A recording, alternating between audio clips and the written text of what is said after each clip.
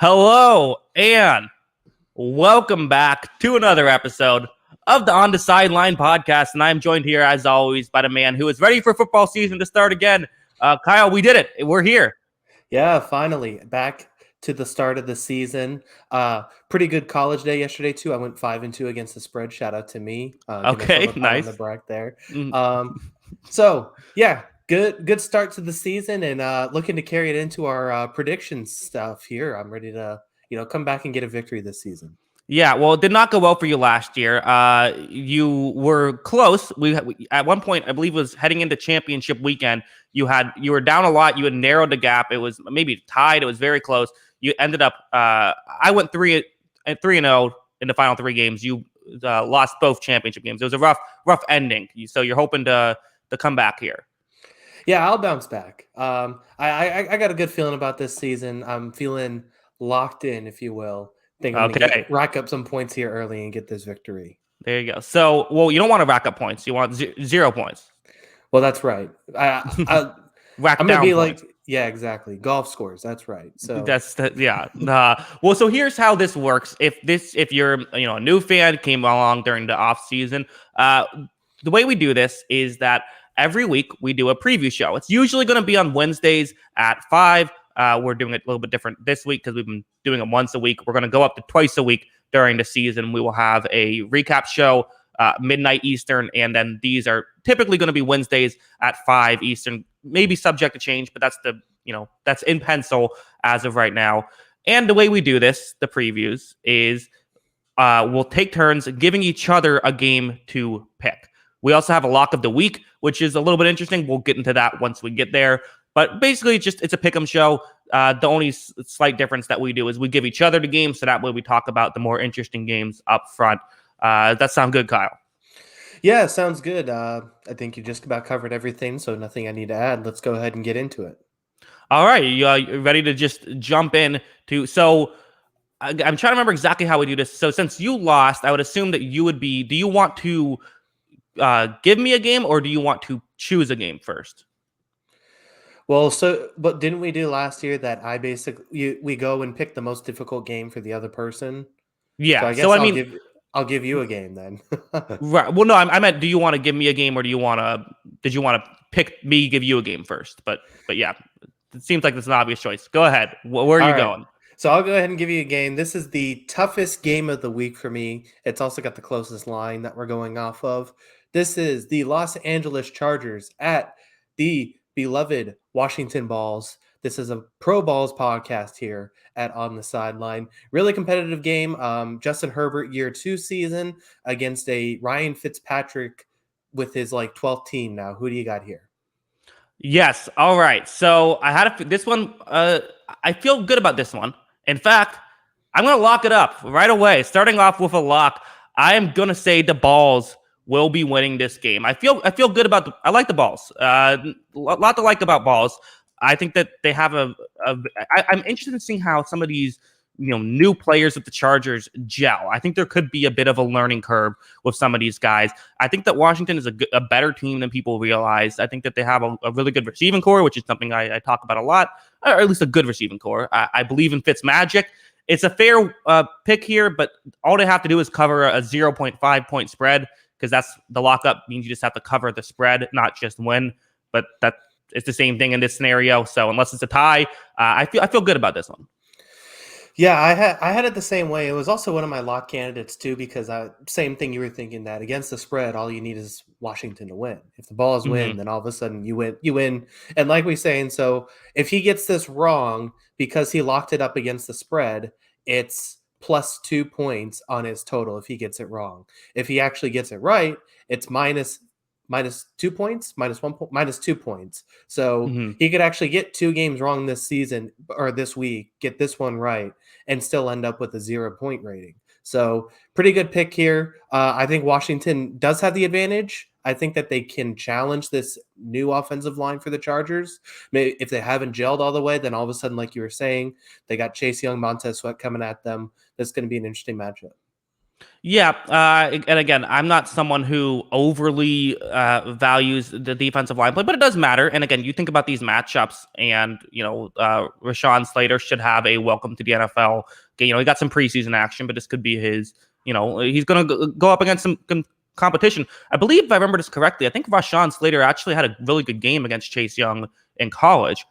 So I Yes. think the X factor here is just, can Justin Herbert I think overcome, a bit of a talent disparity. Like the most important position is quarterback. And I do think that the Chargers have the better quarterback, and maybe he could even be better than we saw him last year. Yeah, and then the same thing with Washington too. Once they, you know, they were almost getting like triple negative quarterback play to start the season. Once they got just normal bad quarterback play, they were like Hmm. a 5-2 football team. So Yeah. if Ryan Fitzpatrick is anything close to average, this can be a very good team this season, I think. And I think that Ryan Fitzpatrick is perfectly capable of being average, but just not in your average way. He's going to be good one week and Right. terrible some weeks, which just nets out to an average quarterback. I think he can do that for Washington. Yeah. Should be a fun game. Looking forward to seeing two teams with playoff aspirations. It'll be interesting to see how that works out. All right. I'll give you a game now. How about, I think, to me, this is the most interesting game of the week. I'm going to give you Browns Chiefs. I know there's a big spread, but I think this is just should be closer. I would easily bet on the Browns plus 6.5 here. Where are you going? Yeah, I think home field advantage has a little bit to do with this, but then again, I don't see the Chiefs as a 3.5 point favorite in this game on neutral field. That being said, I am going to take the Chiefs. I'm not going to lock this up. I don't want to touch this line just because Hmm. that seems a little too high. Yeah. I think the Browns are perfectly capable of going to Kansas City win this game. We both talked about it. This might be the most talented roster in the NFL in Cleveland. I just think it's going to be really hard to do week one. I still am really high on the Browns, and I still think they can win 12, 13, even maybe 14 games if things break the right way. But I just think that the Chiefs at home, week one, looking for some vengeance for that Super Bowl loss at last season, all those guys kind of, in place and ready to go. I think that's going to be pretty good. And I think the big thing with Kansas City is all the talk about the offensive line so far this season has sounded pretty good. I think it's going to be pretty good out of the gate with all these new faces. I think they're going to win this game. Yeah, I think that this could be a high scoring game. To me, the interesting thing, I do have the Browns as winning this game. I think it's close, though. I could easily see it going either way.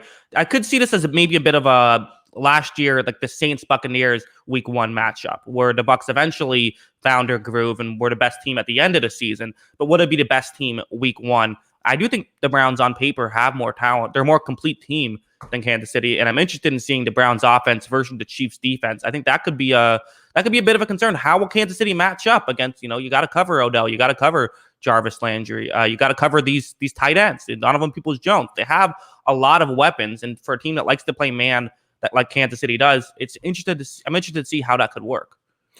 Yeah, and on the flip side too, it's the same exact thing. You got this new expensive secondary for Cleveland, and while all these players are very good, and I think it's going to be a very good secondary, how does it look week one? How are these guys working together week one? Because there's no margin for error with Kansas City. There's no margin for error going up against Tyreek Hill and Travis Kelce. This is going to be a tough matchup for them. I think that we'll get a bounce back season from Clyde Edwards-Helaire. I think that this offense is just going to be rolling right away, and I'm willing to believe that week one, Kansas City's offense is still going to be the best unit on the field between these two teams. Week 17, I think it could be completely different. And I think that if either team loses this game, like you were saying with Tampa last season, it's not a situation where you have to panic and say, "Oh gosh, we can't beat the Chiefs," because the Browns are Hmm. still going to get a lot better. I think. I just think Week One, with the continuity Kansas City still has, they're going to win this game. Yeah, I think it's totally possible. This does feel like a bit of a, to me it feels like a coin flip game. I definitely I'll bet on the Browns plus 6.5 though. That feels like an easy pick for me.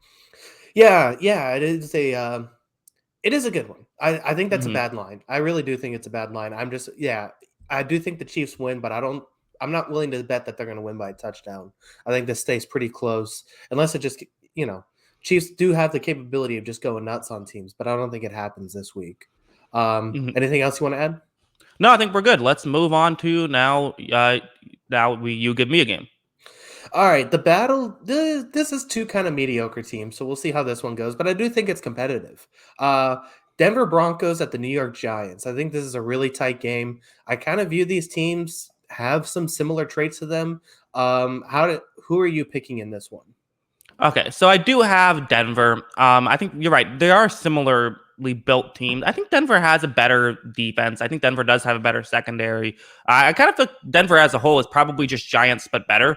I think Giants have a good receiving core. I think the Broncos probably have a better one, or at least a more established one. I think a clear difference, though, is the offensive lines. If that Giants offensive line, it's already not. I already had it as the second worst offensive line in football heading into the preseason, and I feel worse about it now. That's an issue, and especially with you got guys like Von Miller, Bradley Chubb on the other side. That's another that's an area of concern.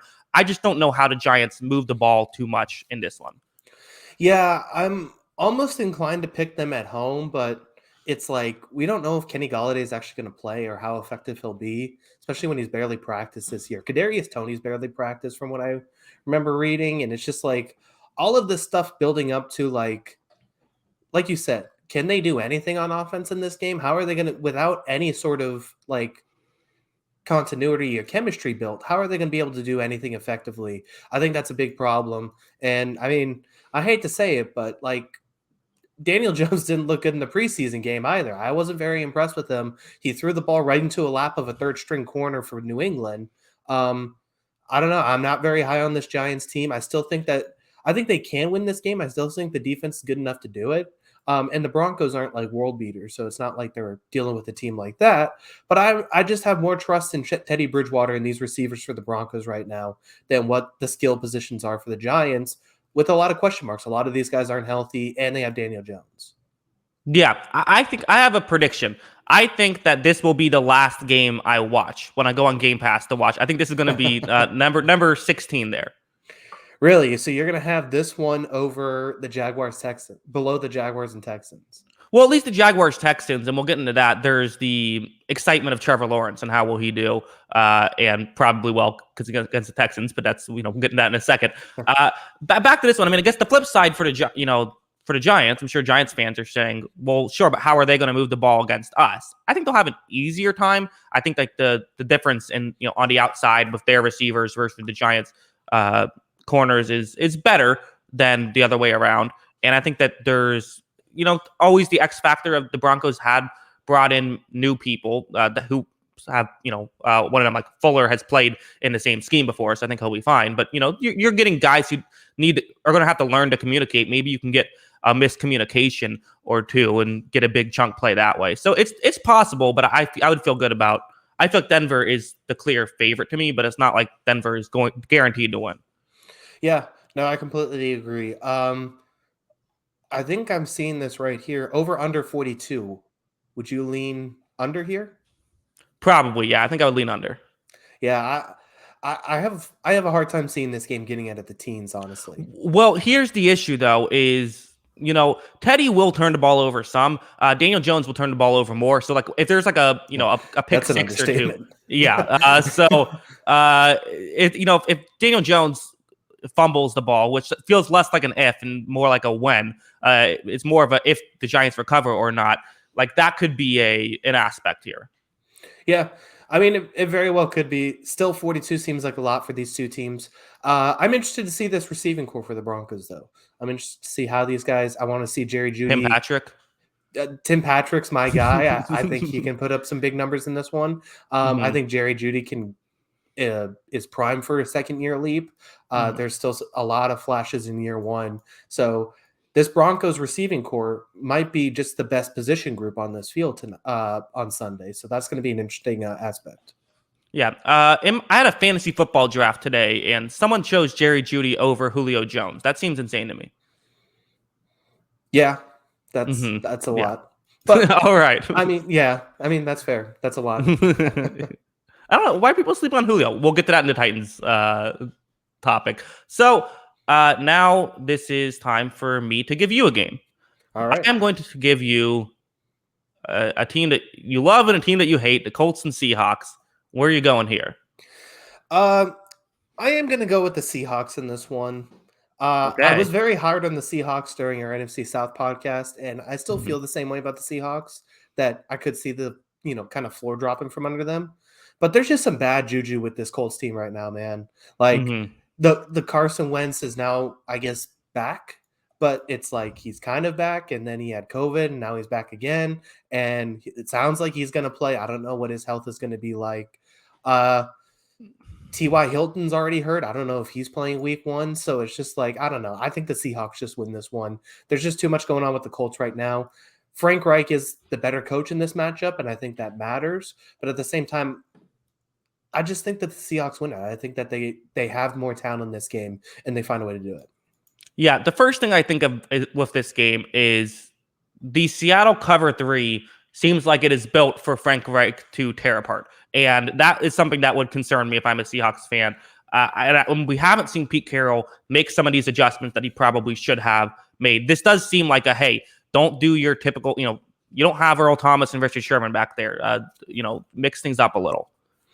Yeah, I guess the one thing, when it comes to Pete Carroll, he did blitz a little more towards the end of the season last year, and that's why, Jamal Adams had those big numbers. Mm-hmm. And we've seen how Carson Wentz does with some pressure on him. And I think the other guy, too, for the Colts is the left tackle's out. The guy who was supposed to replace Anthony Costanzo. Right, Sam Tevy. Or they got Eric Fisher, and then Sam Tevy was their backup, and he's now out for the season. So yeah, and once some again, issues there. Carson Wentz, we don't know how much he's going to be able to move, and we saw him under pressure a lot last season, not look too great. If he doesn't have a left tackle, I feel like that's going to be an issue. So, yeah, I mean, I do feel like that there's going to be opportunities for the Colts.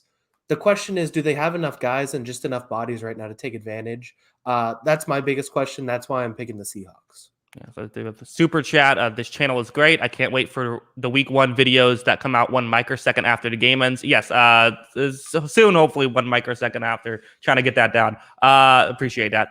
But yeah, I mean, it is interesting. This is going to sound crazy, but I almost feel like for Carson Wentz, it's better to have a bad left tackle than right tackle, because when he sees pressure, it's like he does worse. Then he starts like, holding it with one arm and trying to fight people off. Like if he's just throwing the ball, then I feel like there's a better chance he holds on to it. Yeah. That's very well possible. I don't know. I guess we'll have to investigate this one. But yeah, I mean, perhaps he's going to be okay, but I just don't see it happening without T.Y. and Michael Pittman's his number 1 receiver this year, which I like Pittman as a young guy, but at the same time, he's not a number 1. So. Yeah, no, I do have Seattle winning this as well. I was actually kind of hoping that, I know you're not a big Seattle fan. Maybe I could bait you into a Indianapolis pick. And I think really what comes down to as well is they have Russell Wilson. We should see how their weapons do. I mean, the Colts do a good job of, I'm sure they'll play cover 2. This might be a big Chris Carson day. I don't know. But that's why I have them here. You want to give me a game now? Yeah, I had this a couple spots down on my list. It's still high on my list, but I'm going to give it to you because I don't want to pick it. Dolphins at Patriots. All right, Dolphins, Patriots. I'm going New England here. I am. New England is favored, which I wasn't sure if they would be. They are. I'm not crazy high on the Dolphins, and sort of like I said, the Broncos are the Giants, but better. I kind of feel a little bit like the Patriots are the Dolphins, but better. Like, they have the Alabama quarterback. I think they had the better one. Both of these teams added weapons. The Dolphins have better weapons. I definitely think that. But one of the huge issues is I think Bill Belichick is going to scheme up.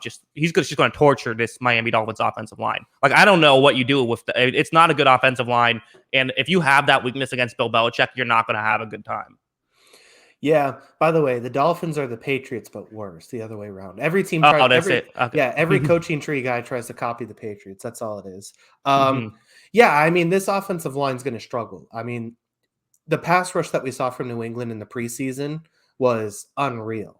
And with the guys that they have on, Kyle Van Noy's back, Dante Hightower's back, Matthew Judon's looked like a stud so far in preseason and going into the regular season.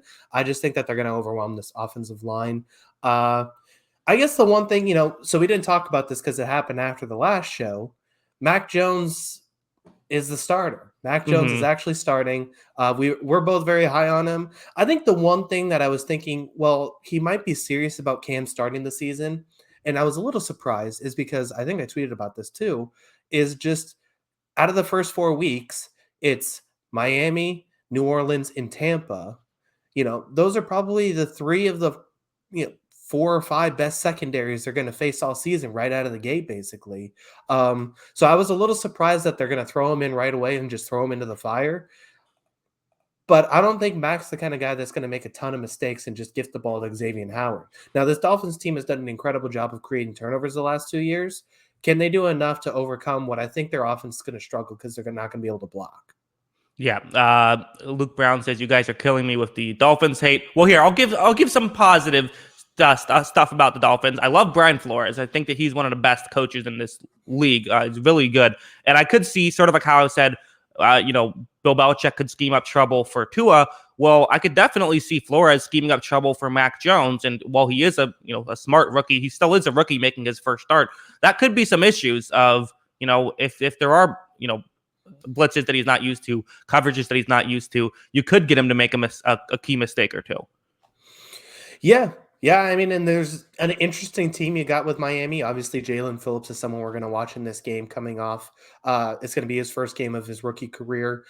He's got to provide a lot of pressure because they let some of these guys go that were in this, these edge rushing group for Miami last season. I feel like him and Andrew Van Ginkel have to find a way to make plays in this one because they have to find a way to kind of throw Mac off his rhythm. I mean, the secondary is still so good that it's going to be able to make plays and maybe create a couple turnovers, but you want a little bit of a pass rush help too. Yeah, the fact that this is an afternoon game, 4:25, but the fact that this isn't a night game, it's unfortunate. I get it because it is the kind of thing where you have we didn't know that Mac Jones was going to play, but this is one of the games of the week for sure. Yeah, I mean, Alabama guys going head-to-head, Flores and Belichick going head-to-head. I mean, there's a lot of matchups. Unfortunately, Devontae Parker and Stephon Gilmore can't renew their mini rivalry, Mm-hmm. so that can't happen, but still plenty of good talking points in this one. Looking forward to it. Yeah, should be fun. I'll give you a game now. I'm going to give you Cardinals Titans here, the next closest spread. Where are you going? Yeah, this one was on my list too. Man, I'm still struggling with this one. I am going to go Titans. I'm just giving it to the home guys. I don't feel like either of these teams are really equipped to stop either team. Cardinals Mm-hmm. didn't defend the run really well last year. I know they got J.J. Watt, but they didn't defend the run really well last year. And then again, I don't really know how good, it might not matter if you defend the run well against Derrick Henry. He's probably just going to run the ball well anyways. They didn't, they have a whole new cornerback situation in Arizona going against these wide receivers. And, Tennessee is the same thing, though. They have, two young cornerbacks that it seems like they're going to roll with this season.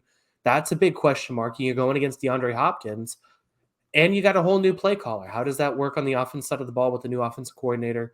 So I'm really interested in this game because I have questions about both of these teams. And while I do view Tennessee as kind of like that outside contender and like in the position that they can make a run in the postseason, I want to Mm-hmm. see it on the field, and they're playing a competitive team right off the bat.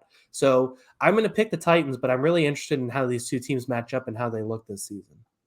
Yeah, I mean, you think about, the Cardinals had a big upset last year in week 1 when they beat the San Francisco 49ers. At the time, that was, pretty shocking, although I did predict it. Shout out to me. I think that I think this is an interesting one. This does feel a little bit like this is Derrick Henry versus DeAndre Hopkins, right? Like, obviously, football is never that simple, but can the Cardinals come up with any way to stop Derrick Henry? Can the Titans come up with any way to stop DeAndre Hopkins? Yeah. Yeah. I mean, but that's the thing too. We're both Ryan Tannehill guys. We both had him, I think, in the top 8 of our quarterback rankings. Mm-hmm. So Yeah. he's still going to have plenty of opportunities to make plays in this game. The Arizona's dealing with a lot of young guys in that defense, especially on the back 7, not so much on the front 4. But, you're looking at guys like rookie linebacker, Isaiah Simmons, 2 cornerbacks that I don't even know who's playing now that Malcolm Butler's out.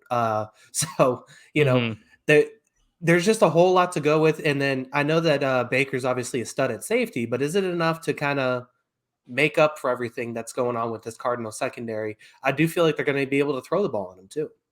Yeah, it's probably not enough. I think the Cardinals will probably lose this game. I think maybe this might have been a reach here, although this point spread, I might bet the Titans -2.5. I think that's probably the smart bet. Yeah, this was a lock candidate for me, but Mm-hmm. at the same time, like, I still watched this Tennessee defense last year. Like, Right. I think Mm-hmm. Tennessee is a better team, but Nuke can easily go for like 175 yards and 2 touchdowns in this game. Yeah, but again, also should mention, while we're both big Ryan Tannehill guys, like Kyler's good too, as long as they're going up against the scrub on the other side. So should be a high scoring game. Should be fun. Weird colors in this game. I don't like that color matchup. You don't like light blue against cardinal red? No, not a fan of that. Huh. Mm-hmm. Well, I was actually watching LSU UCLA. That was a weird color matchup. It was like white and yellow against gold and light blue. Or as Coach Ed Orgeron called it for LSU, sissy blue at UCLA. Yeah, no, I think the best color matchup is you want something that's like something cool mixed with something like like I feel like the Patriots Seahawks is a great color matchup because the Seahawks have like these very loud uniforms, and Patriots it's a very like it's a much more tame uniform. I think that's a great combo. Patriotic, yeah. Yeah, I mean. Sure. All right. So you give me a game now. All right. This line, I mean, I do feel like one team's better than the other, but this line does feel kind of high to me. And well, I'll just give you the game and we can go back and forth on it. Steelers at Bills. I'll put that one next. Okay. Steelers at Bills. Here we go. It's 6.5. I agree. I had it higher up than the line would indicate. Because 6.5 does feel like I guess it kind of makes sense, but sometimes the lines aren't necessarily how good a team is above another team, but it's more so when the Bills do well, they score a lot. So like them winning by 7 isn't out of the question. Is almost like a team like the Patriots winning by 3. So I think that could be part of it. But obviously, I have the Bills winning this game. I think the Bills are the better team. I think I'm a little bit interested in seeing how well will Pittsburgh cover this year, and I think that this is a hell of a way to find out going up against Buffalo. So Pittsburgh added Witherspoon. I like that pickup, but as a whole, I do think that Buffalo should be able to pass pretty frequently on this team. The flip side as well is going to be, can the Steelers get something going in the running game? That's not really an area where they have success, but the Bills have struggled there. So I think for the Steelers to win, they might have to win a shootout. I just don't know if that's what this team is capable of. So I do have Buffalo winning this game. Yeah. Yeah, I mean, that's the interesting thing. Everyone's very high on Najee Harris. I think Najee Harris is going to be a terrific back, but they kind of need him early in this one. They need him to get going early in this season. I do think still that Pittsburgh has options that they can go to. I think Deontay Johnson can have a big game in this one, but we'll see what happens in that matchup. I do think Buffalo wins. I think it really just comes down to, can this pass rush get after Josh Allen? Because here's the thing with Buffalo. They're throwing the ball. They're throwing the ball a lot. They're going to do it probably at a 3-to-1 ratio almost. So they're throwing the ball a lot. Can TJ Watt, Alex Highsmith, and these guys get after him? And can they contain Josh Allen? Because it's not even just about, getting to Josh Allen. You have to make sure you bring him down to the ground and don't let him get loose outside the pocket. Can they contain him? That's going to be the big question for me. I think they can do it in spurts. I just don't know if they're going to be able to consistently do it against this Buffalo offense. That's why I got the Bills.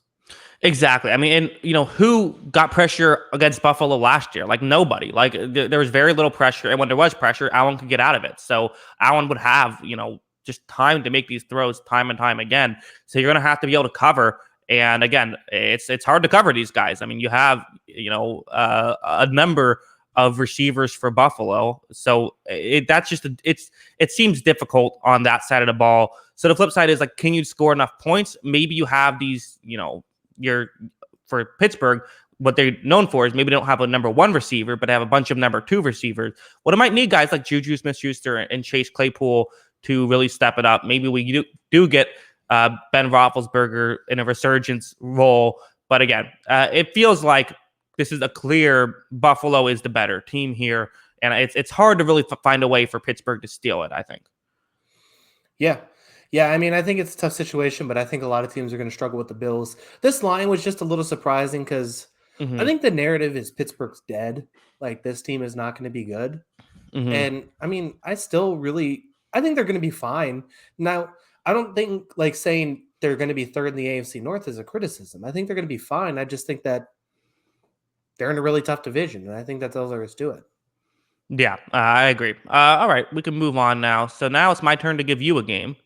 I'll give you the exciting one. This is a tank bowl already, week 1. the worst team in football last year and the worst team in football this year. Jaguars are favorites despite only winning one game last year against the Houston Texans. Where are you going here? I mean, you have to pick the Jaguars, right? Mm-hmm. Like it just feels right to me. I mean, we'll see how this offense looks. I was high on this offense preseason. They came out a little shaky, but I mean, the Texans can't cover like, peewee football teams, never mind NFL teams. So Right. I just think that's going to be a huge problem. And I mean, the thing is with the Texans is it's not like this team's just bad. Like I'm willing to pencil in 25 points for any team against Houston this season at least. And I don't know if Mm-hmm. Tyrod Taylor's hitting 25 points with any offense in the NFL. Never mind this offense that outside of Laramie Tunsil doesn't have a great offensive line, has Mm-hmm. David Johnson as his top running back, and then outside of Brandon Cooks, it's just kind of like a hodgepodge meh. So I think that Jaguars aren't a great team, but they're by far a better team in this matchup. I think they win this one. Yeah, I don't even think the Houston Texans offense is that horrible. I think it's not great. It's but they at least have NFL caliber players there, which I don't think you can say for their defense. How much did Trevor Lawrence pay off the NFL to get his first game be against the Houston Texans? Somebody paid somebody, it seemed like. Well, I Uh-huh. mean, it is a divisional matchup, so Mm-hmm. did get that going for them. But this, I don't know. I just don't see any. We are not going to be picking the Texans a lot this season. I can guarantee you that. No. Do you think 3 points closest spread the Texans have all season? Uh, yeah, because the next time they play the Jaguars on the road, theoretically, it's going to be what a 6-point spread probably. So Mm-hmm. yeah, I mean, I think this will be probably pretty. This is probably as close as it gets for them. So would that be? I was getting confused. So would it be a 6 point or would it be a 9 point spread? Well, I guess theoretically, yeah, they think Jaguars are 9 points better because you Well, I think think they're it's 6 points 3 points. better. Yeah, they're 6 points better on a neutral field, 3 points better at home, Mm-hmm. or three I thought points. I thought 3 points is a lot for home field advantage, and that's don't disagree with Vegas on much, but that feels like a bit.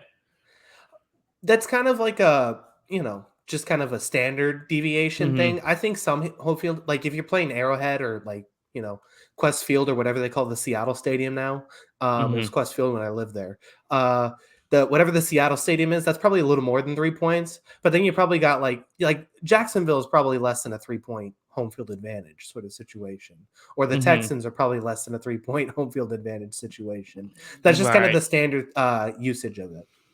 Gotcha. All right. Well, we don't have to spend too long on that one. I don't think, unless you had any more thoughts you had to want to say on the Jaguars Texans. No, I'm good on that one. Actually, I have to say though, it could be a sneaky good game. Like there could be a lot of scoring in this one. Neither one of these two defenses are. I mean, the Jaguars have a lot of young talent in their defense. The Texans don't have any talent in their defense, so there could be a good amount of like just scoring, which could be fun. Yeah, I mean, I still think Brandon Cooks is a real guy, and I think he can have some good games. This is definitely Mm-hmm. going to be an opportunity for him to get open and make some plays. So I'm interested in it. Don't know how much eyes I'll have on this game, but it could be interesting. Yes, I like All-Star Baseball in the chat. Chargers at balls. Ha ha ha ha. All-Star Baseball must be catching up live. So hello from the future, All-Star Baseball. Hello. That's All funny. right. All right. Uh, so your turn to give me a game. Um, I'll go with your guy here. See how you the battle of Sam Darnold, Jets at Okay. Panthers. Mhm.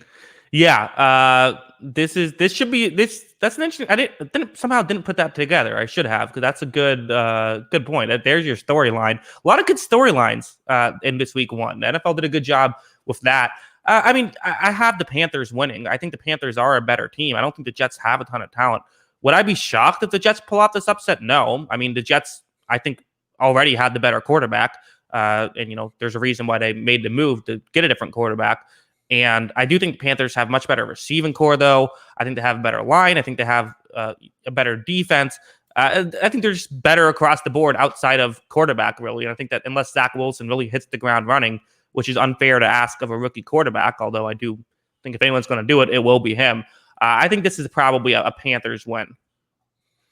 Yeah, I mean, I'm picking the Panthers too. Obviously, I don't think this is going to be an overly exciting game on the Panthers' offensive side of the ball. But Christian McCaffrey, all the guys, DJ Moore, Robbie Anderson, they're all better than what the Jets have on the other side of the ball matching up with them. So that's a big advantage to them. I'll come up with this off the top of my head. 275 over under Zach Wilson yardage game 1. I'll go over. Over 275 in first game of the season. Yeah, so I'll say this will be that. I mean, that's the storyline for this. How does Darnold look and how does Zach Wilson look? I think that they both can kind of find some success in this game, especially against these two teams. But I just think that there's too many playmakers in Carolina that they're going to win it. Yeah. Luke Brown says the Jets and winning do not go in the same sentence. Well, sure they do. Like, I don't see the Jets winning this one. The Jets will not be winning. Yeah, see, all the time in the same sentence. Yeah. No, it, again, should be electric. What happens to the Jets fans if Sam Darnold looks like trash, or if Zach Wilson looks like trash and Sam Darnold goes off and like 4 touchdowns, no interceptions, like 300 yards? Sam Darnold just has 5 touchdowns. Jets fans would absolutely lose their mind. They would have all these like basically answers for how bad their team is based off of one game. Yeah. Part of me wants to see that happen, even though it would make my credibility look way worse, given how much I've bashed Sam Darnold over the years and how much I've praised Zach Wilson over this past year. Should be interesting, though. I mean, I did feel like Sam Darnold, in that preseason game, he made a couple of just dumb mistakes. He looked like Sam Darnold for a couple plays, but he did when he had to run the offense, he can do that okay. And it's like when you have guys who are getting open, like it does make your job a lot easier as a quarterback. So that's what I could see happening. Yeah, no, I completely agree. I'm just interested to see these two teams match up, and yeah, I am interested in the quarterbacks. That is the storyline in this game and how these two teams go head to head. Yeah. All right. Next game, I'm going to give you a game. I will give you Eagles Falcons here. It's a 3.5 point spread. Where are you going? I'll go Falcons. I don't know how the Eagles cover this team. I don't know how they defend these guys. I think Calvin Ridley can have a big game in this one. I'm not really convinced on that Eagles secondary. I think it could be an interesting game, especially if Jalen Hurts gets going and he looks accurate in this game. Because, I mean, it's not like the Falcons have world beaters on defense besides, the middle linebacker there. So I do think that it could be an interesting matchup. But at the same time, I just don't see the Eagles covering the Falcons seal guys. I could see all of them going off. I could see Russell Gage even having a big game in this one. I got the Falcons winning this one. Are you going to lock it up? I'm not going to lock it up. I'm holding off on that. I'm waiting to see. Okay. I'm interested to see where that lock's going. We're getting down to the points where, spreads are getting, I think I might have an idea. But yeah, for the Eagles Falcons, I mean, for the Eagles, I really do feel like this is just they're one of the teams where you just hope your quarterback looks good. That's what this year is about, because they're not that talented of a team. They don't have the, I'm a believer in games are won and lost on the outside now. The Eagles, their lines are fine. Like the front seven, offensive line. I mean, the offensive line again has injury history, but if they can stay healthy, it looks like it should be good. It really just is the they don't have guys who can get open. Devonta Smith, maybe. He had a good preseason. I could see him maybe having a big day. I don't know what else you really have going for Philadelphia. Well, they have him. The Dallas Goedert's still there too. I think he can have a decent game too. So sure. I think that there are some guys with Eagles. I'm interested. I think Jalen Hurts is the interesting storyline to this. How does he get these guys the ball? I think accuracy is something he's going to struggle with this season, and I'm interested to see how he adjusts. And I mean, I just think the Falcons, while not a great team overall, I just think that they're slightly better right now. Yeah, and again, like the Falcons' offense should just roll all over the Eagles' defense. Like that's what should happen. Not saying it will. Arthur Smith is getting his first game, so again, this might be the second last game I watch. Not to say that it's a boring game. There should be some interesting stuff. I could see it being an interesting game, but just in terms of I don't think either of these teams, I'd be shocked if one of these teams is competitive this year. Yeah, I guess the one thing I have going against me is that if this is within one score in the final 5 minutes, the Falcons are losing. So, that's true. Yeah, that's a good point actually. And it'll be so Falcons to lose this game right off the bat. Yeah, lose it off a last-second touchdown. Jalen Hurts a 25-yard run. Yeah, exactly. After an untimed down for I don't know some craziness. We can move on. What do you want to give me here? I'll give you Packers against famous Jameis and the New Orleans Saints. Wow, Packers Saints. Okay, so again, I think I know the reason why you skipped over one game. I think there might be a plan here with the lock of the week. Um, Packers Saints is interesting. I had the Packers. I think the Packers are. This was actually I considered a lock of the week candidate for me, but I just 4.5 points was a bit much for me. I like the Green Bay Packers. I think that they're a good team. I think that people were getting on me because I had them seventh in my overall power rankings, but that's a good team. I think that there's a lot to like here. And while I do like the Saints defense as well, I think they could limit Rodgers. At the same time, they didn't last year. Rodgers, the Packers offense went all over them.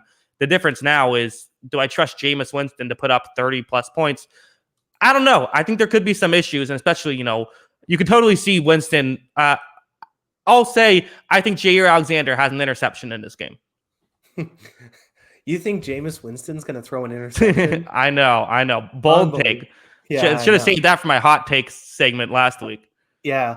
Yeah, I mean, I do think this will be an interesting game. The one thing is, I know last season kind of sticks in my head, but I just got this thing in my head that they struggle with Kamara. Yeah. And it was the one play where literally everyone missed a tackle on him. Yeah, and is Kamara, like, if Kamara goes nuts in this next game, because everyone's going on about, oh, Jameis Winston, now they're going to throw the ball downfield. Marquez Callaway is like the second coming of Marquez Colston or something like that. Everyone's all excited about this vertical passing game. No, Alvin Kamara is going to get the ball 35 times a game in this for this team. He's going to get the ball in the passing game, and he's going to get the ball in the running game, and that's what they're going to do. And I think Kamara is one of the, we did our, top 20 players in the NFL last week. I think he's one of probably the 4 or 5 offensive players in the NFL that can almost win a game by himself just because of how explosive he is. And I think he has the opportunity to kind of go nuts in this game. And it kind of minimizes, Jair Alexander and some of those guys on the Packers because he's just explosive in tight situations, coming out of the backfield, catching the ball out of the backfield. I think he's good enough to do that. And I think, it didn't look good last year, but I still think that the Saints defense has some dues, and I wouldn't be surprised if they're able to slow down Green Bay a little bit. Yeah, the Saints were a top, at least top, I think I've been top 5 offense and defense in terms of points per drive last year. It was at least top 10 in each of those categories. So, one thing I'm interested in is what's the strategy for Green Bay and stopping Kamara? What do you do? Do you play zone coverage and try and stop the run? I think they are a better man team. If you want to play man, who do you put on Kamara? I don't think they have a guy who matches up very well there. Maybe do you put Kevin King on Kamara? I just don't know what the strategy is there. I think that you're right. I could see Kamara stealing this one. And listen, it's not like Jameis Winston is incapable of winning you football games. The issue is he'll also lose you football games. But if no one wants to play the Saints because the Saints can beat anybody. The Saints can beat anybody. They're enough talented. They're talented enough they can win any game, which is why I think this may be a good pick for you to make me pick it. Yeah, I completely agree. I am picking the Packers in this game, but yeah, I completely could see the Saints winning. Alvin Kamara has 59 touchdowns in 60 NFL games. Yeah, it's absurd. How many of those were against Minnesota? In that one game, like 6 of them? I know he had 6, but that's still absurd to almost have a touchdown a game pace for your career through 60 games. You basically have to bet on him to score at least once, maybe twice. I think he scored 3 times on them last year. He's capable of doing that again.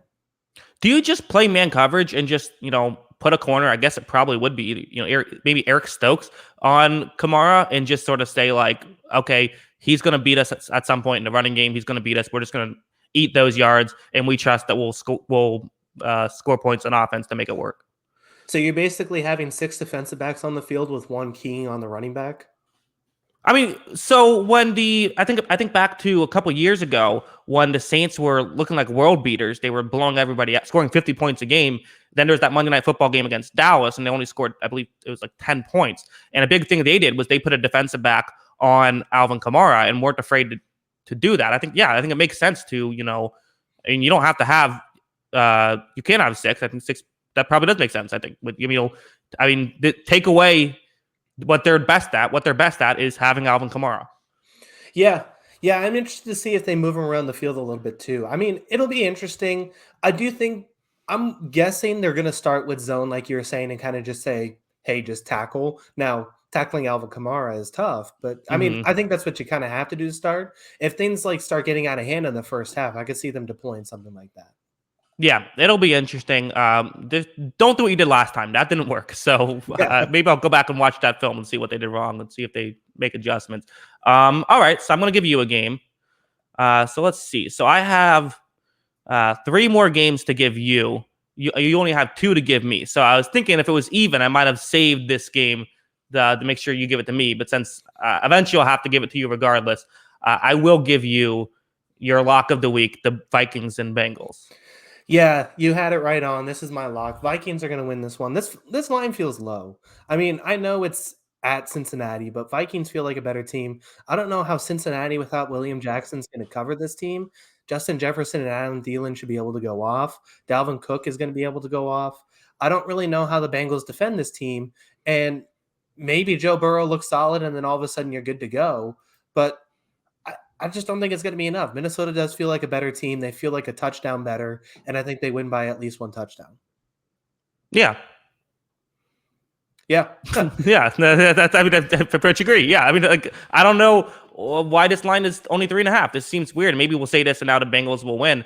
But I mean, Jamar Chase apparently has the yips. I don't know what's going on there.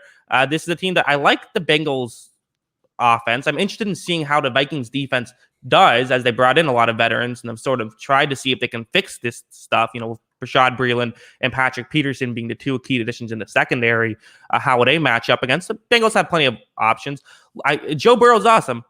Joe Burrow is awesome, but I also feel like this is a team that this if the lock of the week wasn't the balls, I probably would have picked this one. I do feel like the Vikings they're a good team, and maybe their record last year is the reason why and their slow start they got off to last year is an issue. I'm worried about the Vikings coaching staff, specifically on offense. I don't like how they run that offense at all. It doesn't make sense to me to constantly be running the ball. Like, you already have the value of Dalvin Cook. Teams are going to play zone against you. You can throw the football. You don't have to keep running it. But I still think the Vikings are a better team. I think the Vikings, they should win this game, and they should cover the 3.5-point spread. Yeah, I actually am interested in this Vikings offense too, because the stuff I've heard, I'm obviously not like ears on the ground sort of thing. I just listen to podcasts like everybody else. But the stuff I've heard basically through the offseason is that Kyle Kubiak isn't really like Gary Kubiak. I think it's Kyle. Anyway, Clint, I believe. Clinton Kubiak, sorry. Yeah. Clint Kubiak isn't really like Gary Kubiak in that he's from a different kind of coaching style where the reports I'm hearing are that they're looking to throw the ball more and they're looking to throw the ball on first down more and be a little more kind of different. And like I've liked the Kubiak offense in the past where it's the zone running scheme that all of a sudden you're killing it off of play action. But I think what we've seen more and more is you can still throw the ball on first down and still have play action opportunities and have big play opportunities. So yeah, I mean I still think that they're gonna. I'm interested to see how that works. If they're able to throw the ball more and they're willing to throw the ball more. Like you said, this offense just has a higher ceiling because Dalvin Cook, no matter the carries, he's still going to get his. He's going against a run defense that was 29th in the NFL last year. He's still going to be able to get his. It's getting, Thielen going this year. It's making sure Jefferson continues off a great rookie year. I just think that, I think the Vikings win this one easily. Yeah, well, I mean, I guess maybe the preseason they ran the ball a lot, and maybe that's just preseason. That's what they're doing. We have a comment. Make the case for Bengals. Let's make the case. How do the Bengals win this game? I think the way they win it is Jamar Chase looks awesome. They throw the ball a lot. They get a lot of yards in the passing game, and they sort of win a shootout. And maybe you get bad Kirk Cousins to throw a couple interceptions.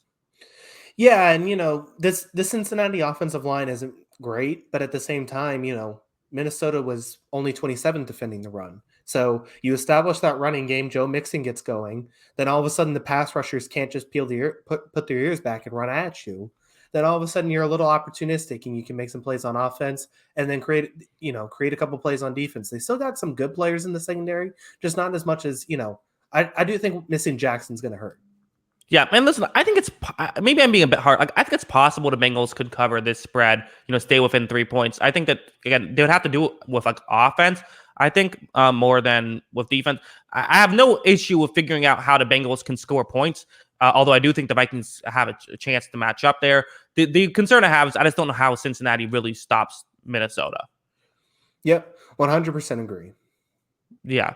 Where's the love for Jamar Chase? I talked about Jamar Chase. Let's move on to next game. Now you're giving me a game. 4 games left. Where are you going? I feel pretty good that I'm giving you this game. I'll give you this one. It's Ravens at Raiders Ooh, I in was Las right on it. I Vegas. knew it. Yeah, so I feel pretty good that I'm giving this Mhm. one off too. I had this a little higher on my list than the Minnesota Cincinnati game. Go ahead and pick this one.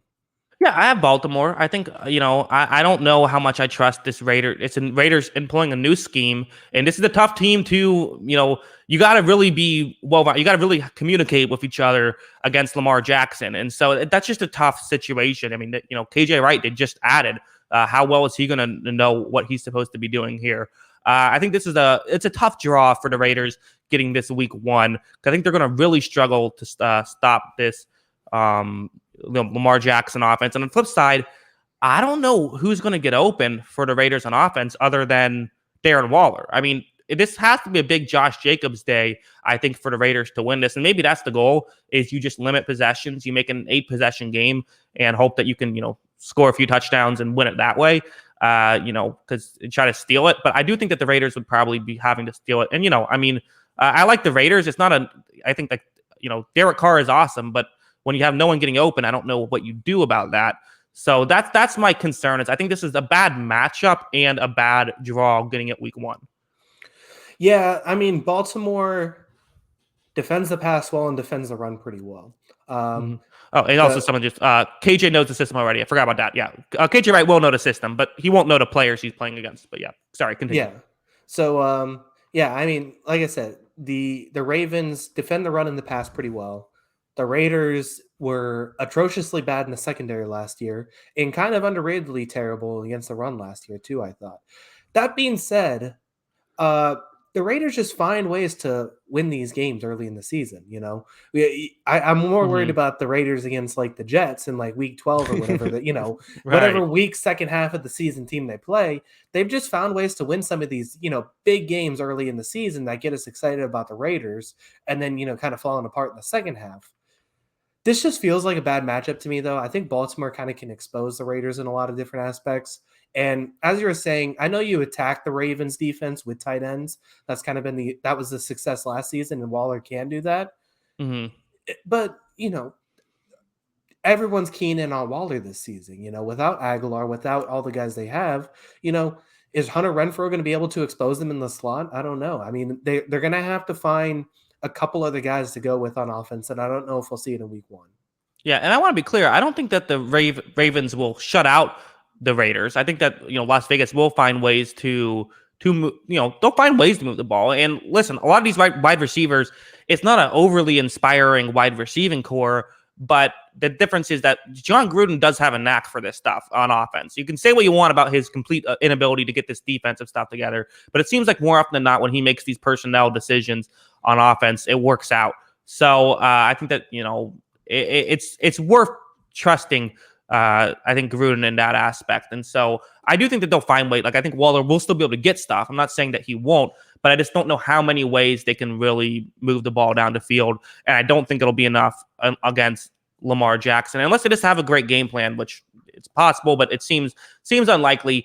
So I would probably still have the Ravens even with the 4.5 points. Maybe for me, like a fair spread I would have is maybe around like 6.5. Yeah. The home field I think is skewing this a little bit.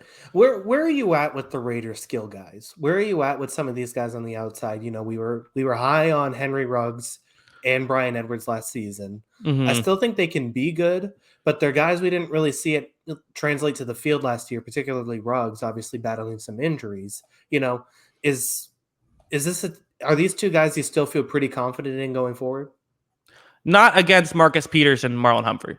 Like that's kind of my mindset. It's sure I want to see more about it, but this is also, again, you got great corners. It's not really me insulting the Raiders as much as it's me. Like I think that I guess what I'll say is I want to see it. Like I like their potential. I like what they both had in college, but I do want to see it in the NFL before I'm willing to say okay, they have some good players. Don't forget, Jimmy Smith is still on the team too. It's the third Right. corner. I mean, that's just absurd talent and depth at that cornerback spot. So yeah. I mean, I think the Raiders can still have a good season. I just think this is a tough week 1 matchup, and saying that they're going to lose to the Ravens, I don't think is disrespect. So Yeah, exactly. I'm sure Raiders fans will still not be happy, but that's just life on the Jackson Kruger Sports YouTube channel. yeah. All right, we can move on. Who's your pick? Okay, so there's 3 games that are 7.5-point spreads. So that's kind of how I had an inkling that the Raiders Ravens was going to be the one you gave me. I'm trying to figure out which team has the best chance of winning. This actually wasn't what I had in my notes, but I think I'm going to make an adjustment now. I'm going to give you Niners and Lions, only because the main thought here is, again, I'm giving you a team that I'm hopeful will, because obviously you're going to pick the Niners to win. I guess the one way that this could be an issue is we have seen we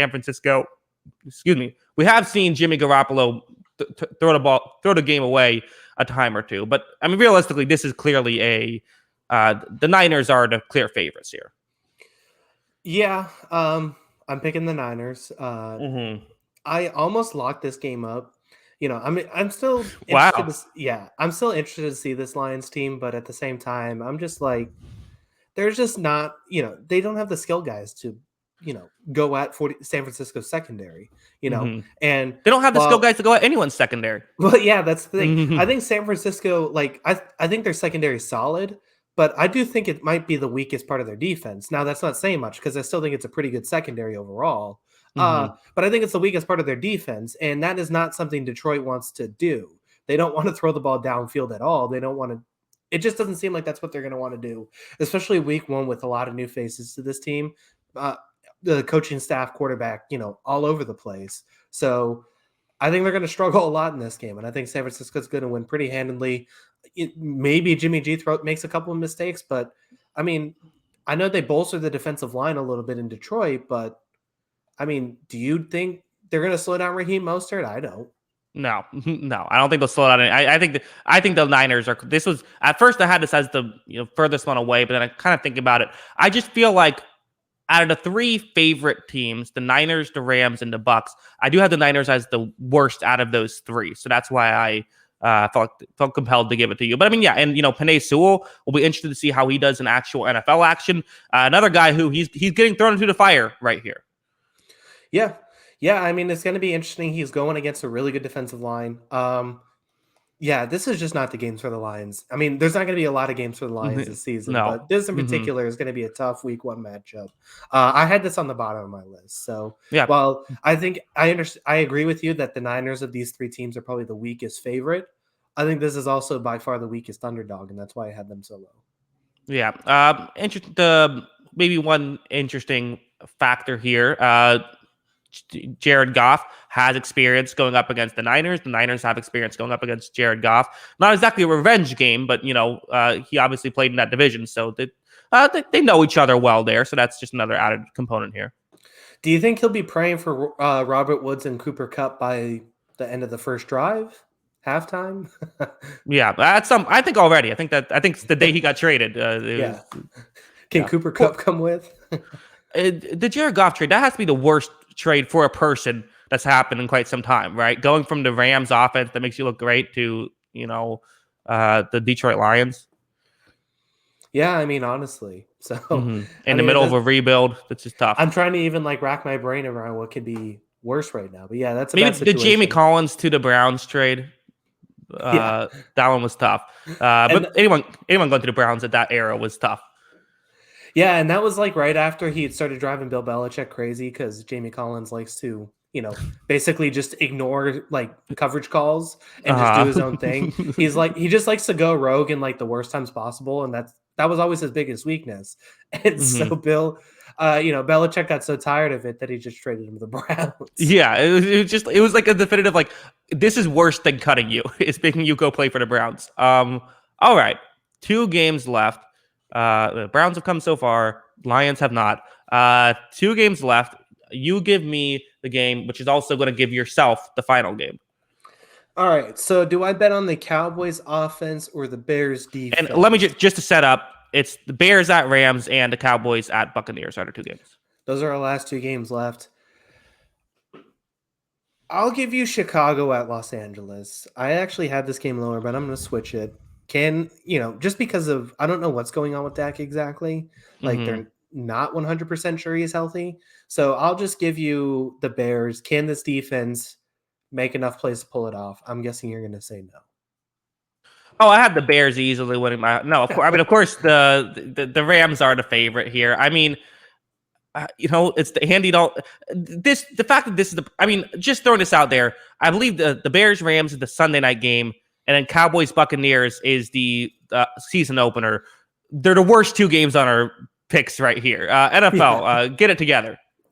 Well, I mean, the two teams that are the heavy underdogs are two of like the historical franchises against two really good teams. So we get to see I get those that. teams drop 50, and Listen, weeks 2 through 17, do whatever you do to get ratings. I feel like weeks 1 and week 18, that should be about the fans. That should be about, it's Monday night game, by the way, it is Sunday night game. There's only one. And even the Monday was the Ravens Raiders, which we had as the fourth one, although I think it should be an interesting game.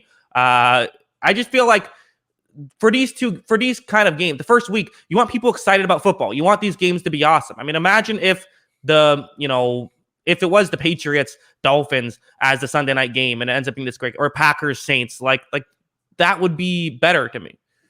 Yeah, we'll write a letter into the league. Okay, I wanted to rant for a second. All right, but yeah, in terms of the game itself, I mean, the Rams used to have trouble with the Bears, but that was usually the Jared Goff led Rams. It'll be interesting to see again. You have this team these teams have seemingly played each other a lot over the years. I feel like I think that the Bears will sort of play their. I would imagine they're going to play that. They're still trying to recreate that Vic Fangio scheme ever since he left. Try to do best to create that. I think the Rams will have a really easy time dicing that apart. The Sean McVay scheme should have no issues with it. I think Matt Stafford will have no problem. And I also don't think the Bears have the corners that they used to have. So I think they could, take the top off the defense if they want to. With a couple of deep threats now with Tutu Atwell and Deshaun Jackson. I just don't think the Bears defense will. I think the defense is going to have a disappointing showing. And again, the flip side is, are we expecting Andy Dalton to tear things up against this Rams defense? No, we're not. This feels like this is, if I had to bet on this game, which I might not because I don't love the 7.5, I think I'd still take the Rams minus 7.5. Yeah, and I think one of the things we've talked about this offseason, particularly you, is that this could be a sneaky bad secondary for Chicago, which is just not something we've seen for quite a while with this defense.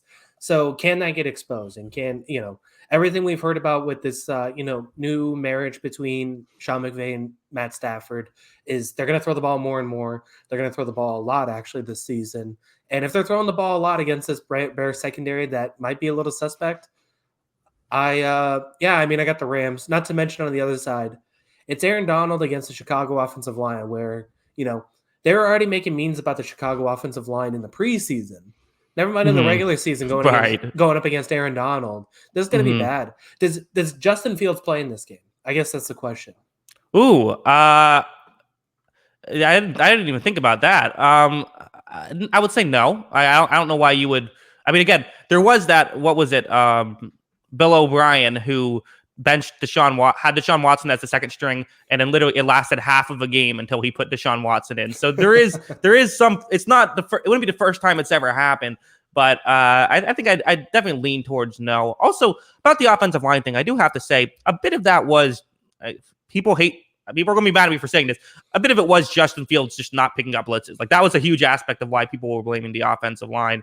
When in reality, it's like I've noticed is that when there's a blitz and pressure gets through immediately and it's the quarterback's fault, people will say, man, this offensive line sucks. Yeah. I mean, that's true. But I mean, I still don't think it's a good offensive line. It's still not great. Yeah. I'm not pretending like it's a great offensive line either. I think that'll be my bold pick. I think that Justin Fields plays. Jared Goff plays. Surprise. Whoa. that would be a surprise. Yeah. What's the way the Bears win this game? I think probably the best way I would say it is, if we're building the pathway, I think maybe that they'd have their front seven's still good. They have the good communication that can, this Rams offense likes to pick apart the front seven. Maybe you get Matt Stafford to have a week one Tom Brady like pick six on a miscommunication. And then you can, Andy Dalton just does just enough on offense, scores like, I don't know, 17 points on offense, and you get like a pick six, win 24-21, something like that. Yeah, I mean, it would involve a lot of David Montgomery and ball control. So, manage the clock, keep Rams offense off the field. And then when the Rams offense does get on the field, like you say, they got to create a couple turnovers, get in the backfield and get after Stafford and put him on the ground. I mean, that's basically how it have to happen. I just don't know if it can happen. Yes. Trey Lance, yes, you did miss the Niners. Sorry about that. It's only a few minutes back if you want to go check it out. All right. Shall we preview the game of the week that we have as the one we feel most confident in, who we know is going to win? The fact that the season opener is just insane to me. It doesn't make any sense. Why do you want to, who do you have winning this one, Kyle? Who's the defensive coordinator for the Cowboys again? I'm trying to remember. I don't know. Dan Quinn, right? Oh, it is Dan Quinn. That's right. Yeah. Yeah, Bucks by 21. Yeah. Yeah. This is especially, I mean, over under Tom Brady, 500 yards. I mean, I guess I got to go under in those circumstances. Wow. I mean, A, the secondary is bad. B, is this cover three defense going to be able to cover Mike Evans, Chris Godwin, Nope. Scotty Miller, Antonio Brown, Rob Gronkowski, OJ Howard, Cameron Brate? No. Mm-hmm. No, they have no chance. And the Bruce Arians offense is like built to like specifically to attack a Dan Quinn defense. Yes. It's a terrible matchup for the Cowboys defense, which is already, I still think, going to be pretty bad. Maybe, I don't like, is Dak actually going to play in this game? I mean, typically, the nice thing about these predictions is we typically do it on Wednesdays so that we have as much data as possible. With this whole Dak situation, it sounds like they're hoping he plays, but with the injury and all that stuff going on, I don't know how effective he'll be, but, maybe they can score with Tampa Bay, but otherwise, I just don't see it. I don't see any chance. Yeah, Dennis Murdoch brings up the Zach Martin injury as well, which is a big deal. I think that I think Dallas should be able to score.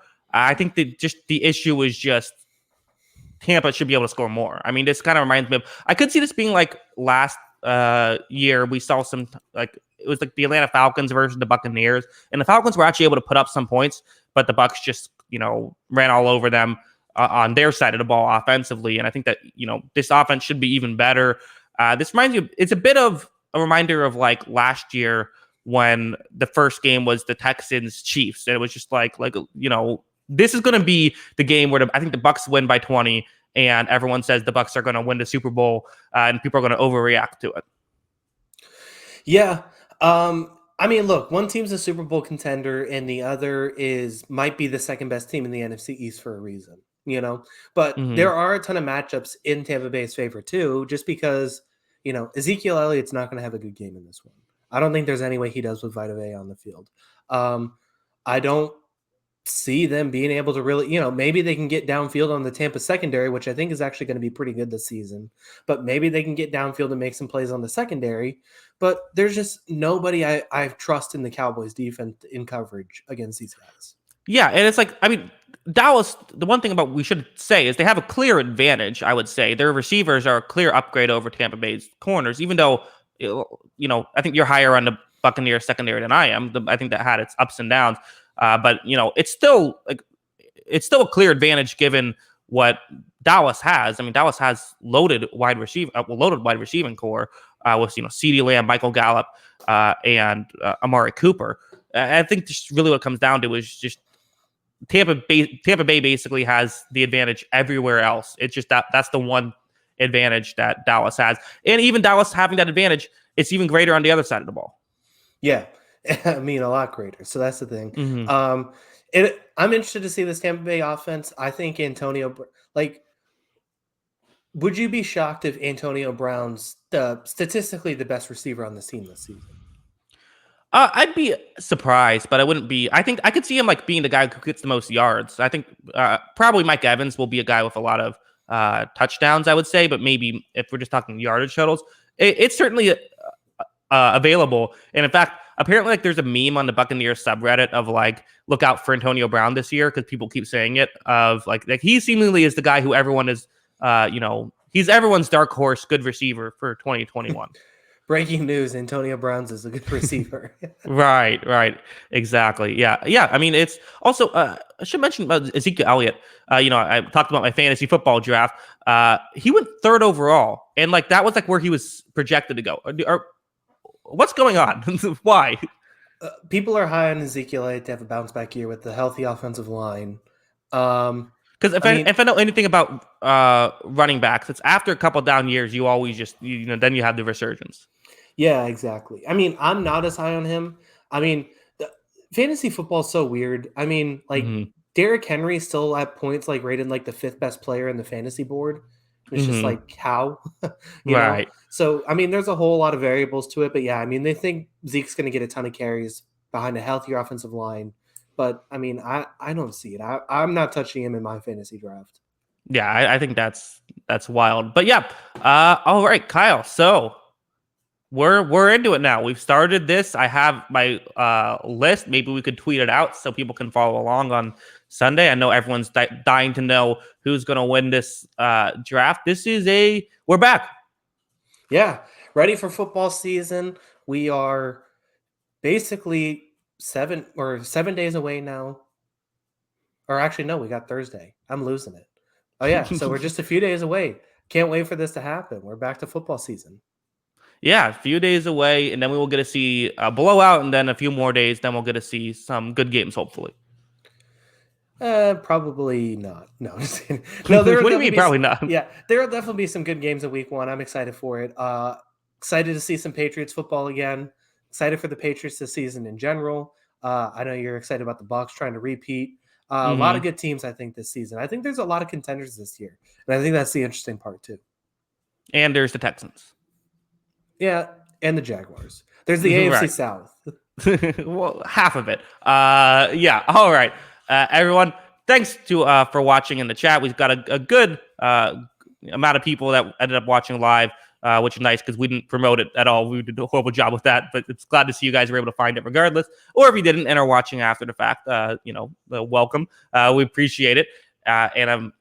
So I guess last couple programming notes before we head out. So we will see you next time. It'll be a week from today, midnight Eastern. So right after the Sunday night game, we will be preview. It's the overreaction recap of the all the games that we just saw, which is always a very fun episode. And what else do we have to say? So Kyle, why don't you let them know where they can find us all on Twitter. Yeah, make sure to follow us. That's at Jackson Kruger on Twitter. Make sure to follow me at by Kyle Gronin on Twitter. Also, make sure to follow the account page that's at On the Sideline JK. The whole schedule he laid out, post on the Twitter page so you know what's going on during the NFL season. That's at On the Sideline JK. Also, make sure to go to On the Sideline Podcast on Spotify, Apple. If you go to Apple Podcasts, make sure to leave a review. Give us, a couple words on what you think about the podcast. And yeah. Yeah. Also, we have a Clips channel. We've been uploading to that. Half debating if I'm going to upload all of these, previews to the Clips channel or not. We'll see. Maybe I'll upload a couple of the bigger ones. We'll see how that goes. But make sure you go subscribe to that. You can find that in the description below, anywhere on any of my videos. Find the description. Get to the Clips channel. Do us a favor. Subscribe there. Get us to 1,000 subscribers. It's one of the biggest ways you could help us out. And yeah, Kyle, any final thoughts? Let's play some football. Well, we won't be playing football. Really? I was ready to line up. I'm heading up to New England this weekend for the game. Next weekend for the game. Well, what position are you going to be playing? I will play. You know what? I think I can contribute a little bit as fullback. Okay. I'm coming in for James Devlin. I know the offense like the back of my hand. I know those play action flat routes really well. I'm coming in for fullback of the New England Patriots this season. I'm ready to go. How many snaps do you think you would take at fullback before you would quit? One. Yeah, if you got $1,000 or we'll say $5,000 for every snap at fullback for the Patriots, how many snaps are you taking? 5,000. Mm-hmm. I'd probably try and get through a series then. I think I could make a series. I mean, I would be in so much pain for the rest of my life. Yeah, But you'd be selling your health basically is what that yeah, is. That's like I- maybe better off just selling a kidney or something. I'd go lead block between guard and tackle one time. And Hmm. yeah, I just get obliterated. I think they're playing the who is it? Landon Roberts in week 1. I just get obliterated. Yeah, I think But maybe I would long snap. that's fair. You can't get hit really, so there you go. Yeah, I think long. That was the obvious answer, Kyle. That's kind of hard though. Well, yeah, I mean they're professional athletes. Like even the long snapper, like yeah, of course it's not going to be easy. Yeah, you'd have to pick it up by Sunday though. So How come long snappers are always built like offensive linemen? because a lot of them were offensive linemen in high school. I guess so, but like you'd think someone would just like I don't know start long snapping. Yeah, I don't know. It's such an interesting thing because I was actually I was talking to this kid who is like a high school like highly rated long snapper, uh, Huh. like last week, and he was pretty high on like they have this one website that's like a recruiting database for it, and he's pretty highly rated and all that, and it's just like, what made you want to do this? And yeah, he was former offensive lineman, but he was a pretty fit kid. Just stopped lifting weights as much because he didn't have to. So Yeah. it's an interesting career path for sure. Yeah. All right. Well, again, everyone in the chat, thanks so much for watching. We really do appreciate it. We look forward to seeing you all back a week from tonight. And Kyle, any final thoughts before we head out? I know I said that, but any final No, thoughts? I think we're good now. Oh, all right. Well, again, everyone appreciate it. And until next time, have a good one. Peace.